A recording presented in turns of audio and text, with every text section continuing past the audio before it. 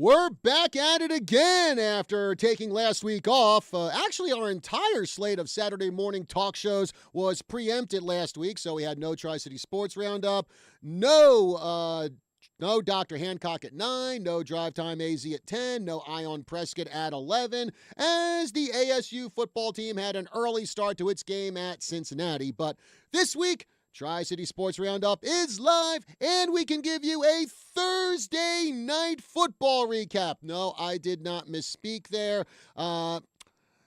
Because of the referee shortage, well, Prescott and Bradshaw Mountain, they had to play their game on a Thursday night instead of the usual Friday. And tell you what, the way that game started out, it looked like it was going to be all Bradshaw Mountain on Thursday. Prescott just could not shut down the Bears' running game to start things off. I mean, that opening drive, it was just one big run after another for Bradshaw, culminating in a 6-yard touchdown run by Kylan Jackson. And the score was tied 7-7 at halftime. But then in the second half, Johan Gunderman, boy, oh boy, talk about putting a charge in your team.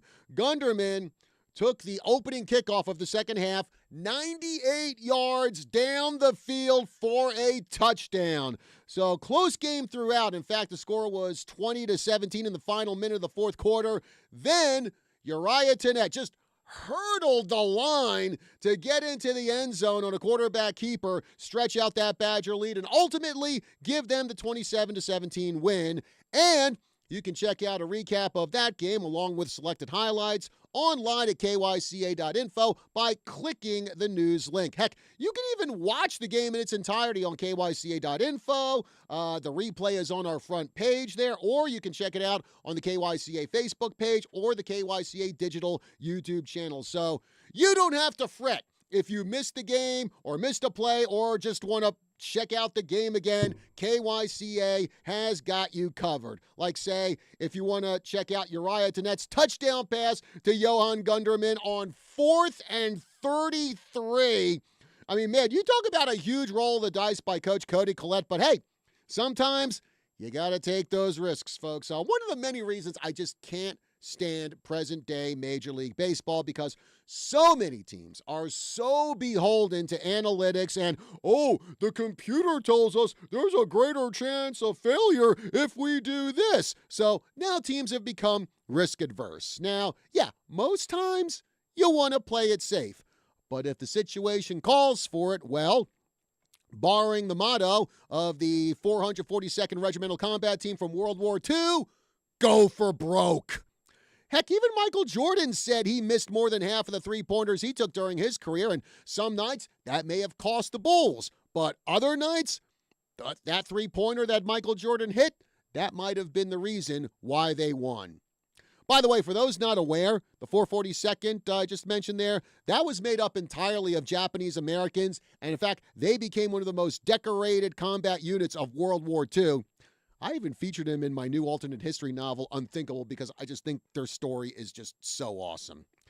Anyway, another great chapter in the Prescott-Bradshaw Mountain rivalry, and at least unlike up at Flagstaff last week, I didn't have an issue getting on the field for my post-game interviews. Well, turned out to be a minor issue I had last week. In fact, it was super easy, barely an inconvenience to clear it up. Anyway, what happened was, after the game, taking the stairs down to the field at the Sky Dome, and they had it, cordoned off by one of those rope poles, and there was this, I don't think I can call her security, probably attendant is a better description. I mean, this girl looked like she was still in high school or whatever.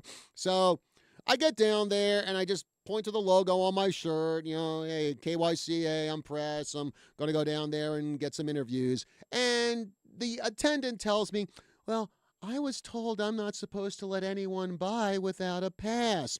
So at that point, kind of hate to say it, but I guess you could say I pulled out my self-important card, for lack of a better word, and I said, well, I'm media, and I need to get down there and interview the players. Now, I did not yell at her. I did not speak to her in a condescending tone. I just spoke in a rather matter-of-fact tone, and I got through.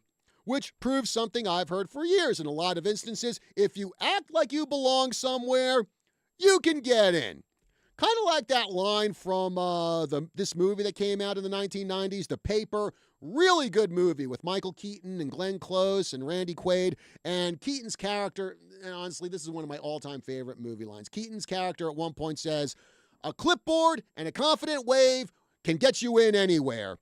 Only I didn't have my clipboard with me at the Sky Dome. Still, I got in. But I'll tell you what, maybe having a clipboard, it could have came in handy earlier this week when I was at the Prescott Bradshaw Mountain volleyball match, and I'm doing a post-game interview with one of the players, and all of a sudden, like right in the middle of me asking a question, some woman just bounds up to us and starts pointing the player and going, "You got to get over there. You got to get over there. We're going to take a picture." And that just absolutely broke my train of thought. And I'll be honest, I was really steamed over that. One of my many, many pet peeves is people interrupting other people when they're talking. I just consider that outright rude. Now, if I'm doing a player interview, and this has happened quite a few times in the past, if I'm doing a player interview and like some of the players' teammates walk past and they give a little cheer, and they're like, "Yeah," that I really don't mind. That's kind of like just background stuff. But it's another thing when you're interviewing a player or a coach and someone just out of the blue jumps in the middle of it. My feeling is, look, I don't go to your place of work and interrupt you when you're doing your job, so please extend me the same courtesy. And I did go up to that person and tell her, like, please don't interrupt me when I'm doing an interview. Again, I did not yell. I was not being snotty. I was just being matter of fact.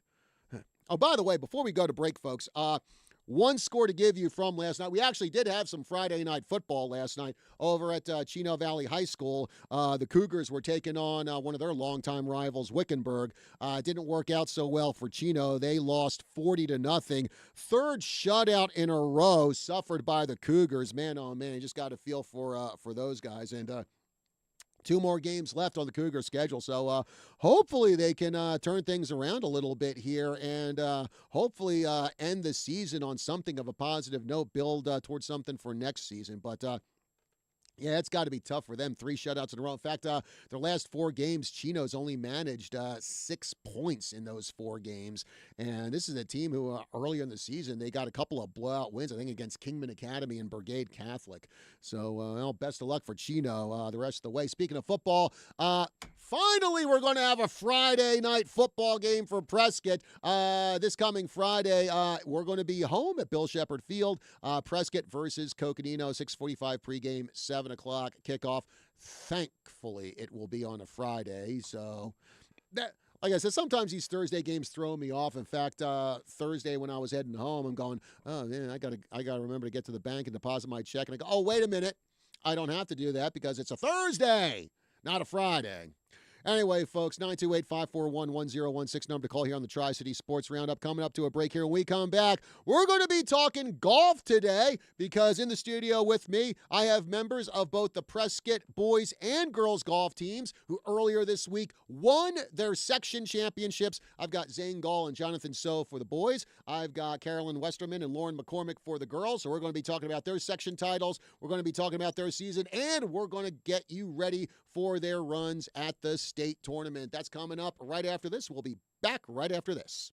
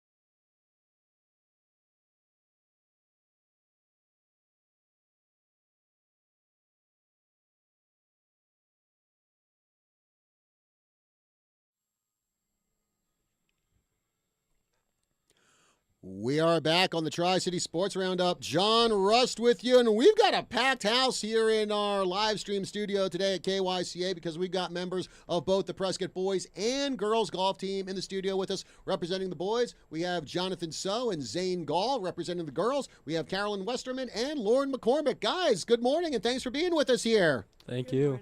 All right, so Jonathan, I'm going to start with you because boy, oh boy, what a great Tuesday it was for the Prescott boys and yourself individually. Another section title for the boys, and for yourself, the individual section title. So just your thoughts on the Badgers' performance getting that win. That was great. Leading up to that event, we were all kind of nervous. We're like, Bradshaw's looking great, and we didn't want to turn it over to them, especially during our top three starting.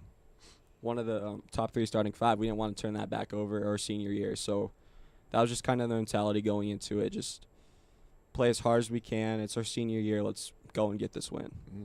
Yeah, in fact, Bradshaw Mountain, they came in second in that contest. Prescott had a 285 to finish. Bradshaw Mountain with a 297. In fact, Jackson Carr and Bradshaw's Jeremy Reynolds, they actually tied for third individually. They had a 71. So, Zane, what do you think were some of the keys there to keep you guys ahead or behind? Kind of tough to figure out what the term would be in golf since the lowest score is the winner. But what were some of the keys to staying ahead of Bradshaw Mountain and getting that win on Tuesday?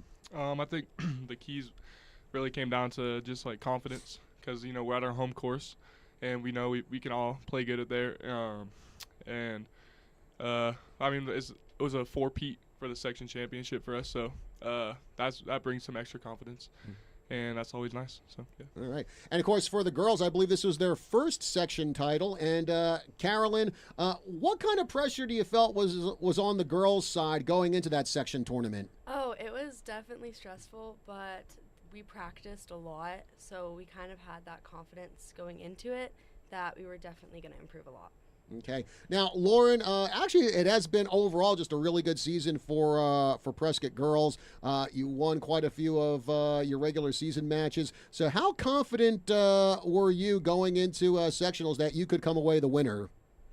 I was just feeling like I wanted to go in and have fun, and a lot of the other girls did also. And we didn't want to feel all the pressure on our backs, so we just wanted to try our hardest. And so I was pretty confident. And I didn't really care what I got. I just wanted to be happy with what I got. Okay. And, Jonathan, I know the race for the individual section title, that was pretty tight. You won it with a 65, but the guy from Page, Preston Ross, he was right behind you with a 67. And like I said, Jackson Carr, Jeremy Reynolds from Bradshaw, they had a 71 there. So just talk about what it took for you to be at the top of your game and get that win. Well, the day before, I played really good golf too. I just played out of my mind, and I was trailing him after hole 12, and I'm like, you know what? I know what I'm capable of. I know what I can do. I just want to go out there and just try my hardest, and I know that eventually he can make a mistake, and I just want to make sure I take advantage of those, and it happened, and I just walked out alive. Mm-hmm. And Zane, the big difference here between the section tournament, and regular seasons. During the regular season, you guys play just 9 holes. Section tournament, it was 18 holes. So was there any kind of difference in the approach for you guys going into the section tournament since you had to play 18 instead of 9? No, I think in the end it worked out for me because on the front 9 I struggled a little bit. Made a triple on 9. And then, so I knew I still had the back 9 coming in, and that adds a lot of confidence. So, and then I ended up birdieing the last 3 holes, which I wouldn't have done if it was only a 9-hole match. So I think overall, I'm more of an 18-hole guy.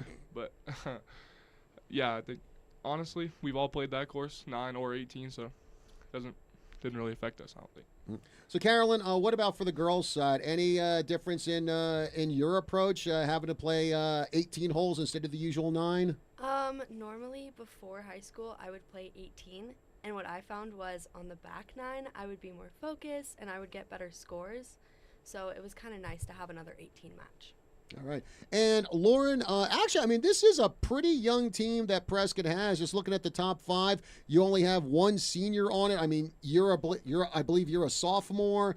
Carolyn, you're just a little itty bitty freshman here, and I think there's another freshman on the team, another junior. So, how impressive is it that despite the youth on Prescott girls golf, you ladies came away as the section champions? I think it's very impressive, and I feel like some girls, or at least me, look up to Carly because even though she's graduating, she's shown me a lot and given me tips and tricks and everything. And with our last year's coach, she would help me a lot with understanding her methods of teaching. And with all the newbies and the new freshmen that are coming up, I think we're going to keep on improving and have an amazing year. Okay. And Jonathan, I know for the boys, I mean, yeah, you did bring back, a couple of, pretty experienced players, but you also lost a lot of really good players from last year, including Evan Cross, who's actually golfing with another former Badger, Scotty Jackson, over at Embry-Riddle. So what was it like, I guess, to, in a way, rebuild the team a little bit there and contend for another section championship? Well, years before that, we were all good friends, and we stayed good friends for the last couple of years, so that team chemistry was automatically there. There was no bonding that we had to do. It was already right there, so all we had to do was just encourage each other, make sure that we had them stay on top of their game, practice together, and I think that's what really got us together. And I guess the other thing that helped Tuesday was actually you guys had some pretty good weather over at Antelope Hills. Unlike a couple other games that you had during the year. So how much did that nice weather really help you guys out? Well, this year's been, I've played all 4 years of high school, and this year's definitely been the best year for weather. I remember, like, my freshman year, we had, like, 1 day of tryouts, and then for 2 weeks it was just straight rain. And then the years after that also was a lot of rain. But then, as you're saying, the weather on Thursday or Tuesday was perfect. There was no wind. It was just perfect conditions. The ball was flying how you thought it was going to fly. And I think that really helped us for sure. And Carolyn, one of the bummers of for the girls' side is, you won the section championship. Again, I believe this is the first section title for Prescott girls golf ever. But unfortunately, that's not going to get the whole team to the state tournament because I think it's the top 12 that come in, and I believe Prescott was number 18. So it's like, congratulations on the section title, but you're kind of out of luck going to state. It's kind of a bummer. Yeah, hopefully, I think it's because we didn't have too many matches, but hopefully next year we'll improve and we'll get up there to state. Well, even though the team isn't going, you yourself as an individual will be going, so talk about what that's like for you in your freshman year to make the cut for the state tournament. It's very exciting and nerve-wracking, but I'm definitely looking forward to it Monday and Tuesday. And right after this, I have to go down to Phoenix to go view the course, so that'll be fun. All right. And Lauren, what are your thoughts on this? Here you are, you ladies work really hard. You have a successful season. You win the section tournament, and you don't get the big reward of the whole team going to the state tournament. What are your thoughts on that? I think we just tried our best, and Carolyn, she's been trying really hard to be able to go, and she's been stressing about it, and so I'm really happy she gets to go. And the rest of us, I think we're happy with how we ended it. So you feel like the way you ended it, you got a lot of stuff to look forward to for next year when hopefully the whole team can go to state, huh? Yeah, we all just want to try our best and get our best score.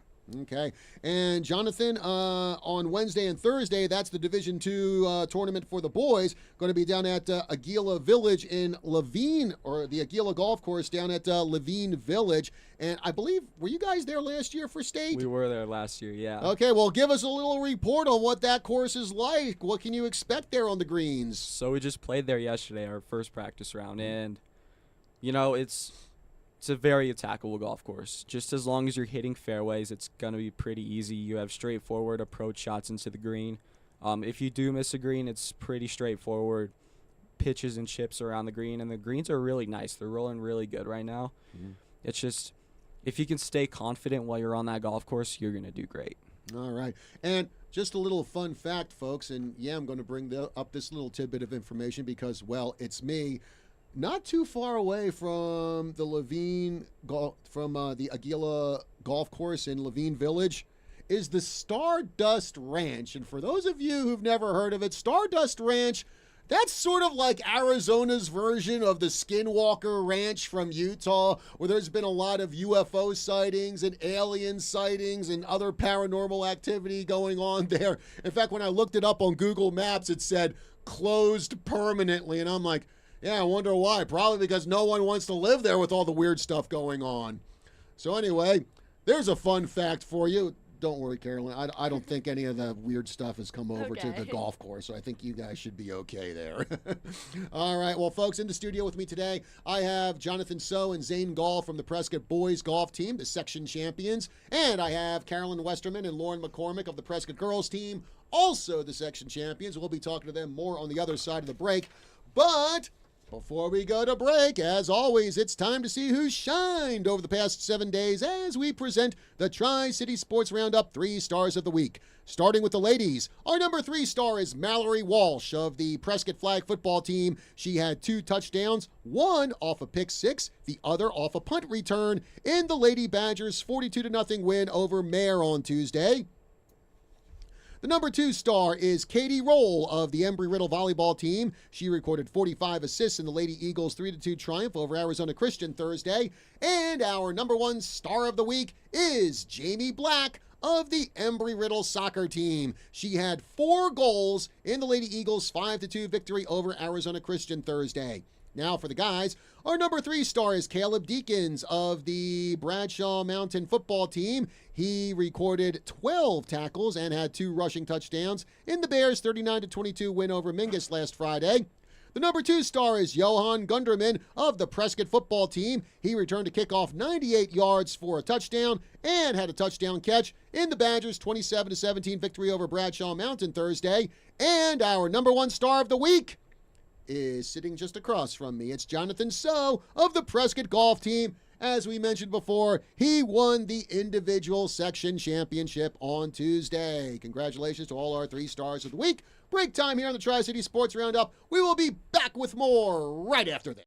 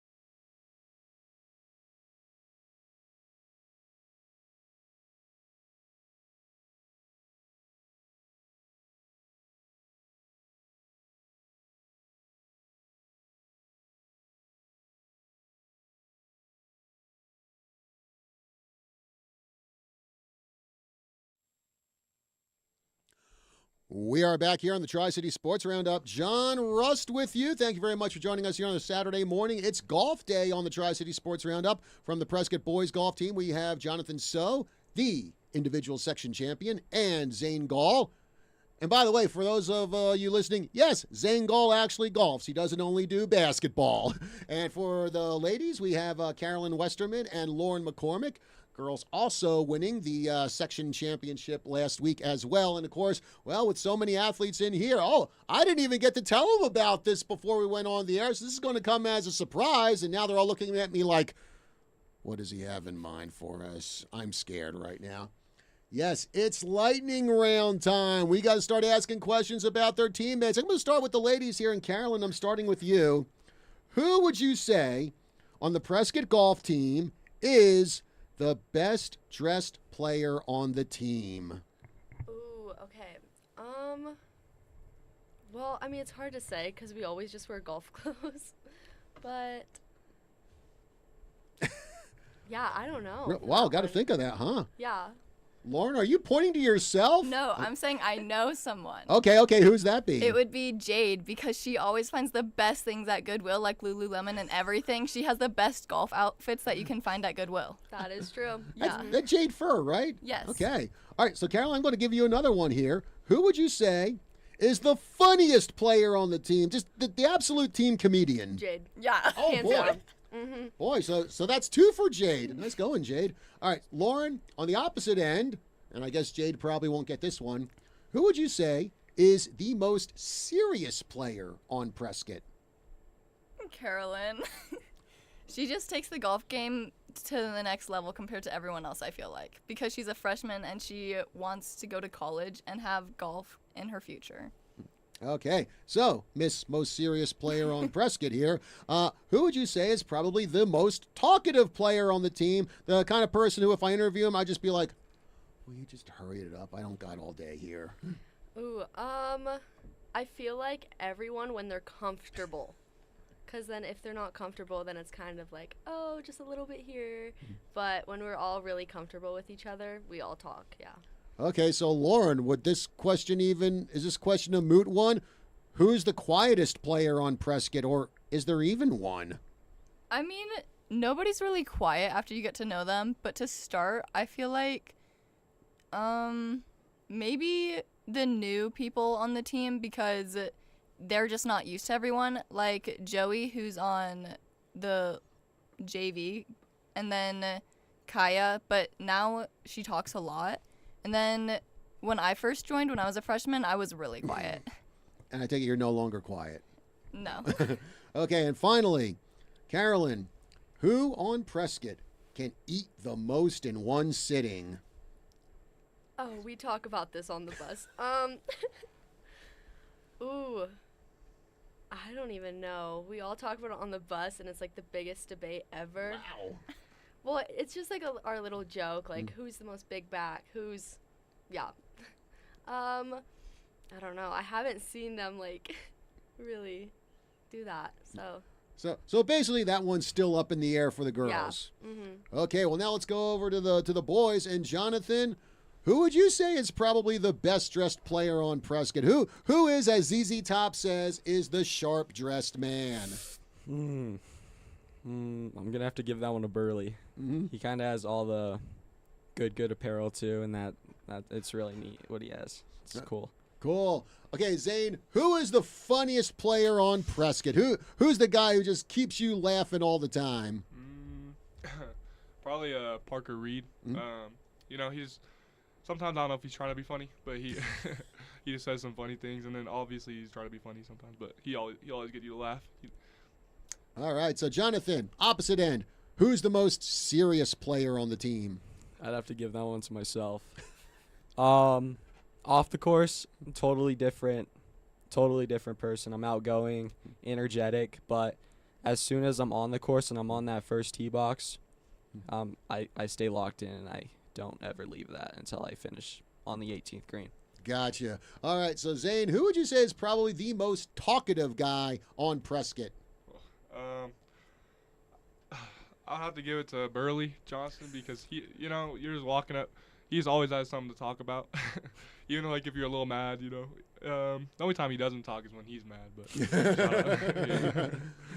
All right, so Jonathan, who would you say is probably the quietest player on Prescott? Quietest player. Yeah, I'd have to go Jacob Patterson. Jacob Patterson is really quiet. But when we're out eating after a round, he can get out sometimes, but he's pretty quiet on and off the golf course, but he's really nice. Okay. Well, speaking of eating, Zane, who on the Prescott boys golf team can devour the most in one sitting? There's like no competition. It's got to be me. In golf, I guess they don't eat that much, but it's me.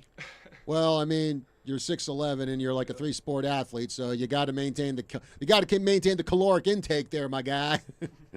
All right, and well, here's a little interesting thing that I wanted to bring up. In fact, a few years ago, I had some Embry-Riddle golfers on my show, and they talked about doing a national tournament in Florida and all the animal encounters they had out there. And, well, of course, here in Arizona, I mean, we've got animal encounters all over the place. Heck, coming into the station yesterday, going down Merida onto 6th, there was a deer standing right there in front of me. Well, thankfully not in the road, but just off the road. But, again, we got all kinds of wildlife around here. So, Carolyn, I got to ask you, during all your years of golfing, any interesting wildlife encounters you ever had out there on the course? Surprisingly, not really. On one of my practice greens, though, there were a lot of baby frogs.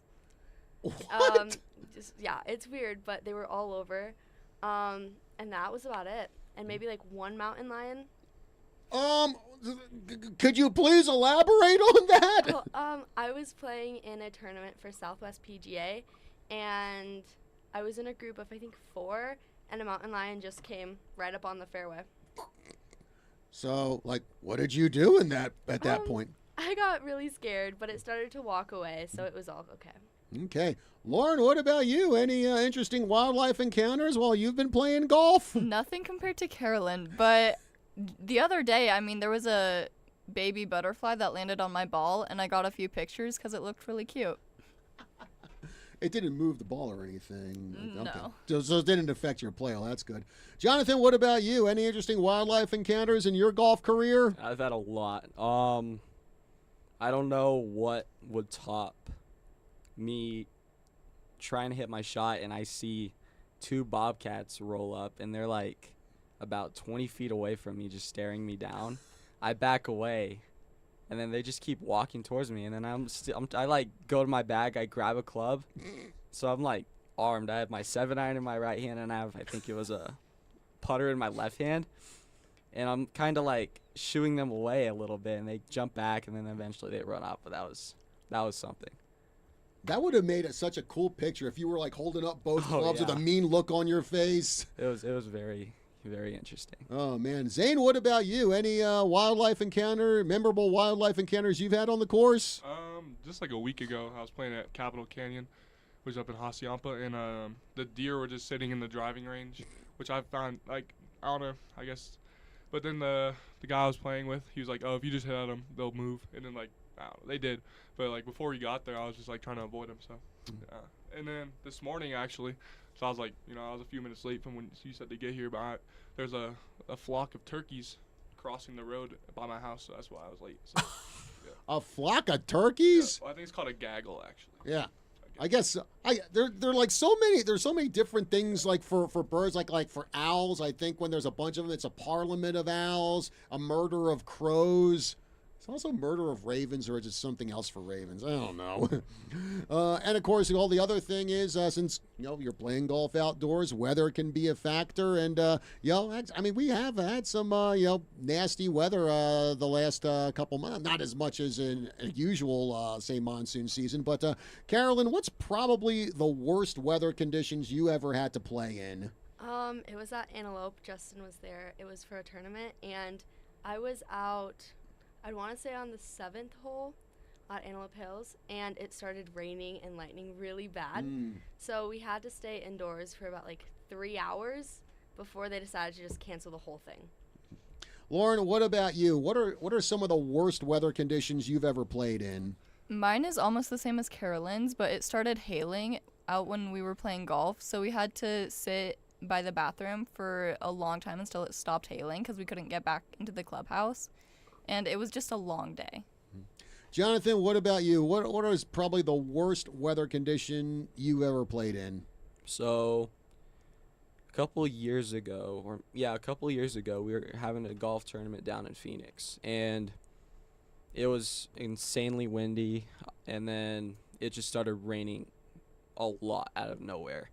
But there was no lightning around, so we were fine to play. They didn't tell us to stop or anything, and it was pouring, absolutely pouring. So all the grips on my golf clubs were wet. The towel was wet, and I was soaked. And, in the rain, too, the ball is just, you don't know where it's going to go. So that's probably the wildest I've ever played in. Okay. Zane, what about you? What's probably the worst weather condition you've ever played in? Honestly, it's either playing in Phoenix where it's like 110, 120 degrees. I don't know if you really count that, but shout out. I'm going to give a quick shout out to Parker Reed. My freshman year, it was sprinkling, and the grips were a little slippery, and I was like swinging my club and then slipped out of my hand, and my 4-iron was just going like this, and it smacked Parker Reed. My freshman year, though, so we're good now. But we laugh about it now, but it was pretty bad at the time. As a freshman, you're probably like, oh, no, did I pick the right sport here? Yeah. Well, at least we also do basketball and volleyball, so at least there you don't have to worry about weather conditions unless you're playing at a gym with a leaky roof or something. Has that ever happened to you where you were in a gym and, like, the roof was leaking or something or not? Not that I can remember. I know there's been some dark gyms that we play in. I know Mingus. Mingus is very dark, and that's probably the worst weather condition. You could call it that. Well, of course, there's Flagstaff High School's gymnasium, which is about.